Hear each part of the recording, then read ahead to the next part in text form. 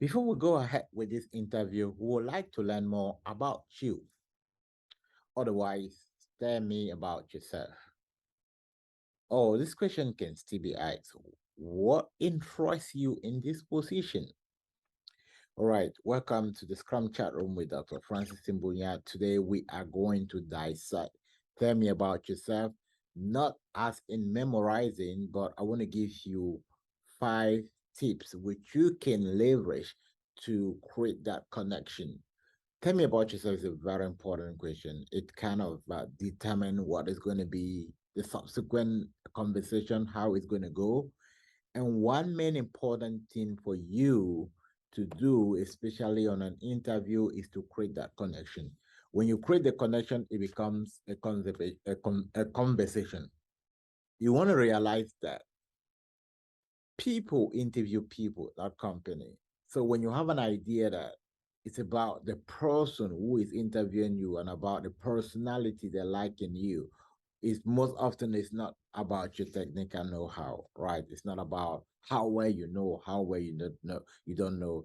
Most often it's more in the connection. Today, I want to focus on how do you create those connections when being asked the question, tell me about yourself. Now, I'm going to focus on 5 main aspects, which I'm going to discuss. First is the location connection. Second is the passion connection. Third is the achievement connection. Fourth is the desire connection. And fifth is the open conversation connection. Now, these are aspects you can leverage at any point in time to look at how you can zoom into the conversation. I'm going to explain each of these, and I'm going to end the video by doing kind of a recap of what Tell Me About Yourself is, a flow from start to end. But let me explain what I mean about making the location connection. Let's say I were interviewing you, and then uh, we just got on a call, right? It's like, hello, uh, Mark, how are you doing today? So, oh, I'm doing great. Where are you connecting from? I'm connecting from Florida. And you? So you need to play back. Say, oh, I'm connecting from New Jersey. Oh, I've heard a lot about New Jersey. I really want to visit. If I really have to visit, what's the best place to visit there? Or what's the top recommendation in New Jersey? Now, you've been able to create a conversation that kind of de-entangle the environment, right? This is one of the trick we talk about retrospective on how you can do icebreaker. So don't only go in an interview expecting like after you say hello, thank you, and then you're waiting for the next question, right? So when you launch that location connection, it softens the environment and it also enable the interviewer to kind of get to know you a bit more better. Now, this might not work in all the cases, right? The people are people, right? People have different values, different characteristics. There's some that are like, okay, you know what? Have a long day. I just want to go ahead with this interview. I'm not interested in other side stuff. Fine. But location connection can be very, very valuable. The second connection you want to make is the passion connection, right? The passion connection comes in when you are narrating, tell me about yourself. A lot of people often kind of fail to create that passion to talk about being a scrum master as a passion, right? So, for instance, you can say you need to kind of create what kind of motivated you to do scrum. Now, this is my passion about Scrum, and you pick one aspect. My passion about Scrum is the fact aspect that it connects to people, and I value so much the connection to people, which is why I started my career in this field, and it was more about dealing with people. Or despite the fact that I have been more in the engineering practice, I felt something was missing because I'm more of a people person, and I started looking for a need to shift, right? You want to create that passion connection. People want to see you connected. They want to hire people that are going to make work easy for them, not just people that's going to be like straight jacketed people. Now, let's talk about an achievement connection. This is very important, and this is what also makes you stand out. Right. So when you're talking about yourself, don't just only focus on, oh, I work as a Scrum Master, we're building this solution, and I have my team deliver X, Y, Z. This is very important, right? This is what you generally what we expect from Tell Me About Yourself. Now, but when you bring in the achievement connection into your conversation, what happens is that it puts you in a spotlight. In my last recent position, one of the biggest achievement was my contribution to the engineering processes in such a way that uh, when I came in, there was a lot of disconnection from the program and the team level. And if someone is working on a story on the team level, it was difficult to really trace how it connects to the program level at the future of epics. So when I came in, I had to work with the different managers and the different tech lead, and we needed to restructure the engineering structure in such a way that if someone is working on a story at the team level, we can be able to trace and see what epics is gonna get there. It makes communication very easy, work easy to track. That's an achievement. Now, fourth is the desire. Fourth is the desire connection, which is also very powerful. Now, it takes you beyond just tell me about yourself, and it gives you that position where you know what to do. You know what to do. So, in that case, what you're going to be looking at when you're closing, tell me about yourself. It's oh look, all right. The reason I'm also one of my desire in my next position is to be able to play a key role in looking at how I can enhance the agile, you can say agile practices. One of my desires is to be in a spot where I can enhance the agile practices. I can be able to just collaborate with other people in the space and look at how to make it much better, right? Then the fifth is open conversation. Now you don't just want to finish tell me about yourself like, okay, now I'm in the market for an opportunity. This is good. But then you kind of close that conversation. You close the conversation when it just end. Now, a good way to close it is to open the conversation. After you finish everything, it's like, oh wow, that was a bit long. Did I miss anything? Or is there something you wanted to hear that you did not already hear? Or so you want to open a conversation.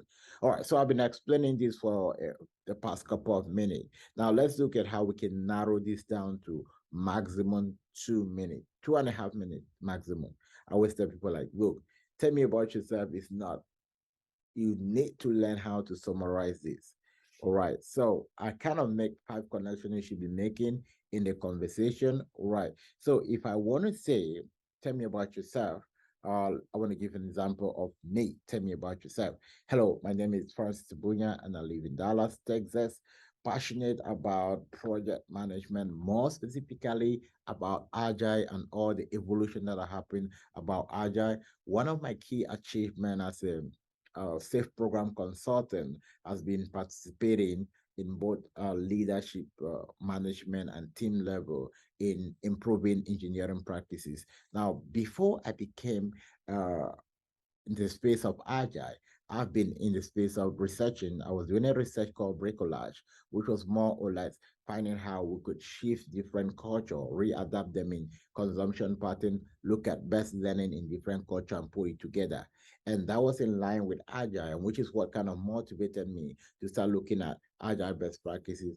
Got my first position in about 6 years now, but it's been like an amazing journey. Most especially my most recent position with CBRE, where I had the chance to really participate in helping the company build their value stream and improve on their processes.